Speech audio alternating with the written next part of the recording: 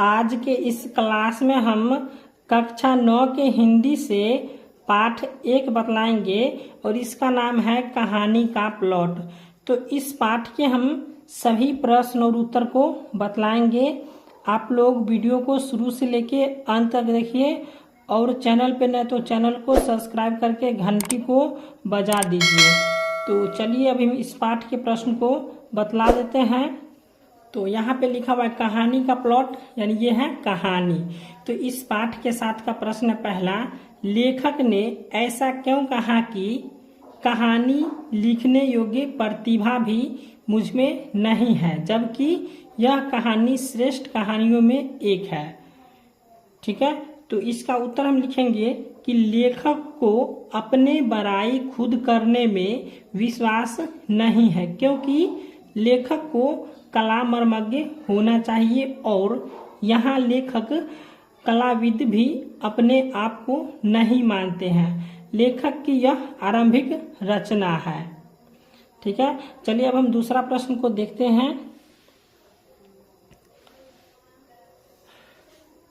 दूसरा प्रश्न है, लेखक ने भगजोगनी नाम ही क्यों रखा? तो इसका उत्तर हम लिखेंगे, यह कहानी ग्रामीण परिवेश अर्थात देहात की घटना है, अतः लेखक को महिला पात्र का देहाती नाम भगजोगनी रखना ही सार्थक लगा, जिसमें उसकी स्थिति गरीबी एवं विवस्था में उसकी सुंदरता लुप्त हो चुकी थी। चलिए अब हम तीसरा प्रश्न को देखते हैं। तो तीसरा प्रश्न है, मुंशी जी के बड़े भाई क्या थे? तो मुंशी जी के बड़े भाई जो है पुलिस दरोगा थे। अब 4 नंबर प्रश्न है, दारोगा जी की तरक्की रुकने की क्या वजह थी? तो इसका उत्तर लिखेंगे हम, दारोगा जी की एक घोड़ी बची थी, जो थी तो महज 7 रुपए की, मगर कान काटती थी। तुर्की घोड़े की कमबख्त बारूद की पुड़िया थी। बड़े बड़े अंग्रेज अफसर उस पर दांत गड़ाए रह गए, मगर दरोगा जी ने सबको नींबुआ नून चटा दिया और इसी घोड़े की बदौलत उनकी तरक्की रुकी रह गई। तो समझ गए होंगे। चलिए अब हम 5वां प्रश्न को बतलाते हैं। तो 5वां प्रश्न है, मुंशी जी अपने बड़े भाई से कैसे ऋण हुए? ठीक है, उत्तीर्ण यहाँ पे लिखा हुआ है। तो इसका उत्तर हम लिखेंगे कि मुंशी जी ने एक घोड़ी को एक गोरे अफसर के हाथ खासी रकम पर घोड़े को ही बेचकर मुंशी जी अपने बड़े भाई से उऋण हुए। तो मुंशी जी अपने बड़े भाई से जो कैसे उऋण हुए थे? तो मुंशी जी के पास एक घोड़ा था और वह एक घोड़े को क्या किए, गोरे अफसर के हाथ जो है सो बेच दिए। ठीक है, और उससे खासी रकम प्राप्त हुआ और जिससे वह अपने भाई को दे दिए और उससे वह उऋण हो गए। ठीक है, चलिए अब छठा प्रश्न है, थानेदार की कमाई और फूस का तापना दोनों बराबर है, लेखक ने ऐसा क्यों कहा? तो इसका उत्तर हम लिखेंगे कि दारोगा जी के मरते ही सारी अमीरी घुस गई, चीलम के साथ साथ चूल्हा चक्की भी ठंडी हो गई। जो जीव एक दिन बटेरों को सुरबा सुरकाती थी, जो जीव एक दिन बटेरों को क्या सुरबा सुखाती थी, वह अब सराह सराह कर मटर का सत्तू सर पोटने लगी। चुपड़ी चपाती चबाने वाले दांत अब चंद चने चबाकर दिन गुजारने लगे। लोग साफ कहने लग गए, थानेदार की कमाई और फूस की तापना दोनों बराबर है। अब 7वां प्रश्न है, मेरी लेखनी में इतना जोर नहीं, लेखक ऐसा क्यों कहता है?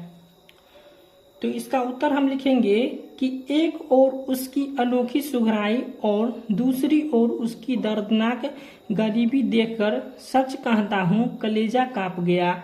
यदि कोई भावुक कहानी लेखक था सह सहृदय कवि उसे देख लेता तो उसकी लेखनी से अनायास करुणा की धारा फूट निकलती, किंतु मेरी लेखनी में इतना जो नहीं है कि उसकी गरीबी के भयाव ने चित्र को मेरे हृदय पट से उतारकर सरोज के इस कोमल दिल पर रख सके। ठीक है, चलिए हम 8वां प्रश्न को बतलाते हैं। 8वां प्रश्न है, भगजोगनी का सौंदर्य क्यों नहीं खिल सका। तो भगजोगनी का सौंदर्य जो है क्यों नहीं खिल सका, तो इसका उत्तर हम लिखेंगे, भगजोगनी तो गरीबी की चक्की में पिसी हुई थी, भला उसका सौंदर्य कब खिल सकता था। वह तो दाने दाने की तरसते रहते थी। एक बीता कपड़े के लिए जो है सुमुताज थी, सिर में लगाने के लिए एक चुल्लू अलसी का तेल भी सपना हो रहा था। महीने के एक दिन भी भरपेट अन्न के लाले पड़े थे, भला हड्डियां के खंडहर में सौंदर्य देवता कैसे टिके रहते। तो ये हो गया। चलिए अब 9वां प्रश्न को बतलाते हैं। 9वां प्रश्न है, मुंशी जी गल फांसी लगाकर क्यों मरना चाहते थे। मुंशी जी गले में फांसी लगाकर क्यों मरना चाहते थे, तो इसका उत्तर हम लिखेंगे, किसी दिन भर घर घर घूमकर जब शाम को मेरे पास आकर धीमी आवाज से कहती है कि बाबूजी भूख लगी है, कुछ हो तो खाने को दो, उस वक्त आपसे ईमानदारी से कहता हूँ, ठीक है, यहाँ पे उस वक्त आपसे ईमानन कहता हूँ, जी चाहता है कि गल फांसी लगाकर मर जाऊं या किसी कुएं या तालाब में डूब मरूं। ठीक है, चलिए अब 10वां प्रश्न है आपका। तो 10वां प्रश्न है, भगजोगनी का दूसरा वर्तमान नवयुवक पति उसका ही सौतेला बेटा है, यह घटना समाज की किस बुराई की ओर संकेत करती है और क्यों। तो इसका उत्तर हम लिखेंगे, इस तरह की घटना भारतीय समाज में व्याप्त दहेज प्रथा के कारण बेमेल विवाह जैसे कुरीति की ओर संकेत करती है।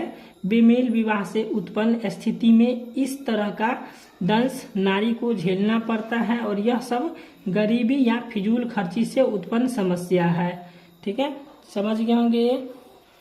11वां प्रश्न है, इस कहानी का सारांश अपने शब्दों में लिखें। तो इसका हम लगा दिए हैं, देख लीजिए, स्क्रीनशॉट इसका हम लगा दिए हैं, देख लीजिए आप लोग। उसके बाद 12 नंबर प्रश्न है। ठीक है, तो 12 नंबर प्रश्न है, आशय स्पष्ट करें। तो क में है, जो जीव एक दिन बटेरों का शोरबा सुरखती थी, अब वह सराह सराह कर मटर की सत्तू सरपोटने लगी। चपरी चपातियां चबाने वाली दांत अब चंद चने चबाकर दिन गुजारने लगे। तो इसका उत्तर हम इस प्रकार से लिखेंगे। ठीक है, इसका आशय स्पष्ट करना। ठीक है, तो चलिए इसको लिख लेते हैं। तो यहाँ पे लिखेंगे, पहले हम, प्रस्तुत पंक्तियां हमारे पाठ्य पुस्तक हिंदी गोधूली के शिव पूजन सहाय रचित कहानी के प्लॉट से उद्धत है, जिसमें लेखक ने बड़े ही सहज ढंग से अमीरी से गरीबी में आने पर होने वाले बदलाव का चित्रण किया है। लेखक कहते हैं कि दरोगा जी के जमाने में मुंशी जी खूब ऐश मौज किया करते थे, अर्थात मुंशी जी घी के दिए जलाते थे। एक शाम 32 बटेर और 14 चपाती उड़ जाते थे और चीलम कभी भी ठंडा नहीं हो पाती थी। तो यहाँ पे लिखा हुआ है, 2 दरोगा जी के मरने के बाद सारी अमीरी घुस गई और अब चने चबाकर गुजारा करना पड़ता है। ठीक है, तो ये हो गया इसका। चलिए अब हम ख का बतलाते हैं।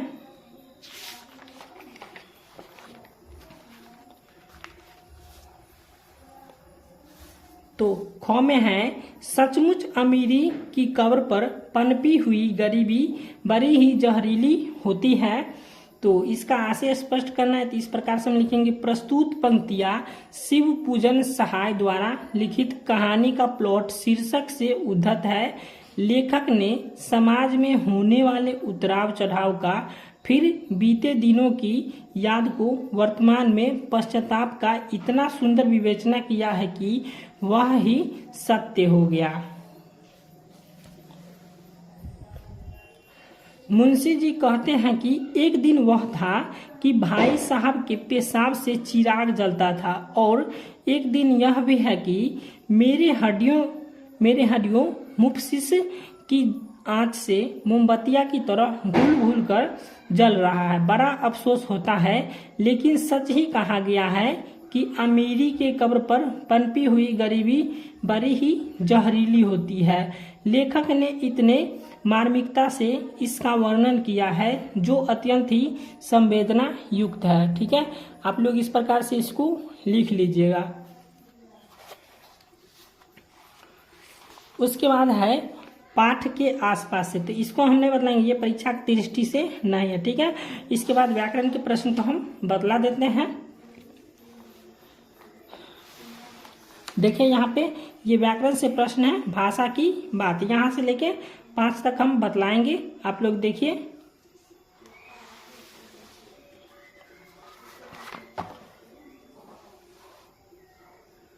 तो भाषा की बात से यहाँ पे पहला प्रश्न है, निम्नलिखित मुहावरे का वाक्य प्रयोग द्वारा अर्थ स्पष्ट करें।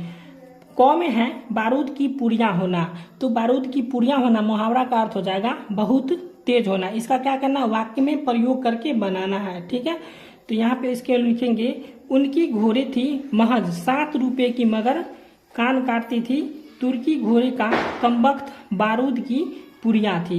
यहाँ पे लिखा हुआ है कमबख्त। ठीक है, आप लोग इसको लिख लीजिएगा, कमबख्त लिखा हुआ है। उसके बाद ख में है नींबुआ नून चटाना, तो नींबुआ नून चटाना हो जाएगा ठेंगा दिखाना। तो इसका वाक्य बनाएंगे तो हो जाएगा, बड़े बड़े अंग्रेज अफसर उस पर दांत गराए रह गए, मगर दरोगा जी ने सबको नींबुआ नून चटा दिया। इसके बाद ग में है घी के दिए जलाना, तो घी के दिए जलाना मुहावरा का अर्थ हो जाएगा खुशी मनाना। अब इसका क्या करना है, वाक्य द्वारा बनाना है। तो यहाँ पे लिखेंगे, मनमोहन अपने पुत्र के संग लोकसभा आयोग में चयनित होने पर घी के दिए जला रहा है, घी के दिए जला रहा है। ठीक है, चलिए अब घ को देख लेते हैं। तो घ में है सुबह का चिराग होना, यानी सुबह का चिराग हो जाना हो जाएगा मर जाना। तो यहाँ पे लिखेंगे, मुंशी जी के घर 4-5 लड़का हुआ, सब के सब सुबह का चिराग हो गए। अब अंग में है 5 उंगलियां घी में होना, तो 5 उंगलियां घी में होना हो जाएगा समय अच्छा होना। तो इसका हम वाक्य बनाएंगे तो हो जाएगा, जब 5 उंगलियां घी में तब खाने वाला कोई नहीं था। उसके बाद चौ में है कोड में खाज होना, तो कोड में खाज होना का मुहावरा हो जाएगा, एक मुसीबत होने के दूसरी मुसीबत आना। ठीक है, एक मुसीबत रहता है उसके बाद फिर दूसरा मुसीबत आ जाना, इसे कहते हैं कोड में खाज होना। तो इसका वाक्य में प्रयोग करेंगे तो हो जाएगा, जब उनकी स्थिति खराब थी तो कोड में खाज की तरह लड़की पैदा हो गई।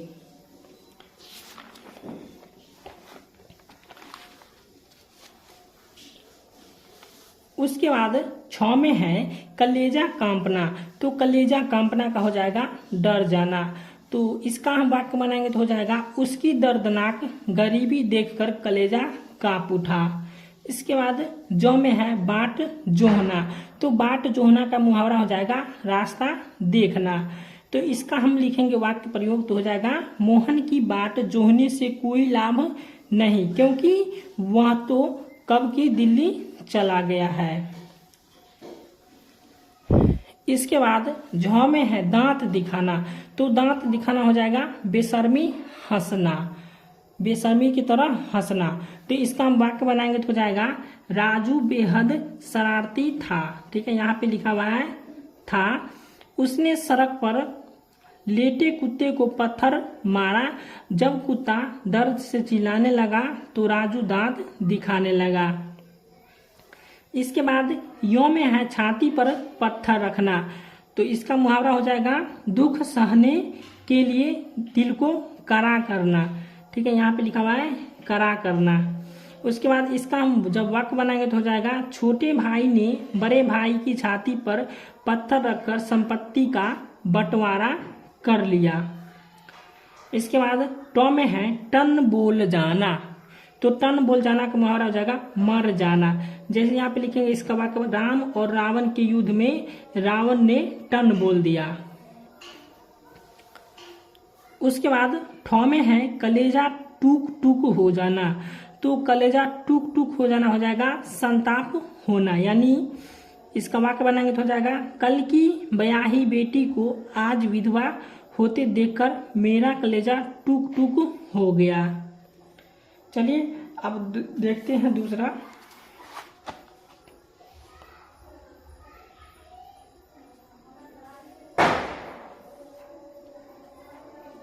तीसरा प्रश्न है निम्नलिखित शब्दों के विलोम रूप लिखे।